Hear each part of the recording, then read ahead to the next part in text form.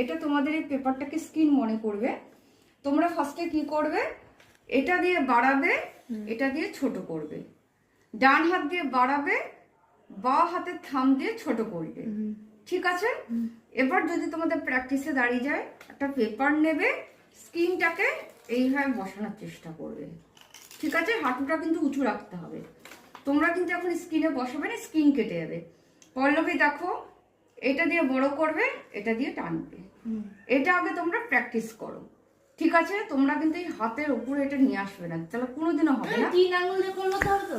চলে আসবে 3টে আঙ্গুল তোমাদের, চলে আসবে। এইটা প্র্যাকটিস করো, সব আঙ্গুল দিয়ে করলে না চলে তুমি সঙ্গীতা এইভাবে ধরছো, এইভাবে ধরবে না, অত শর্ট করে ধরলে হবে না।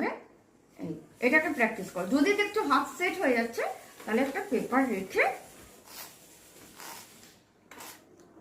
ঠিক আছে? ক্লিয়ার পল্লবী? ক্লিয়ার?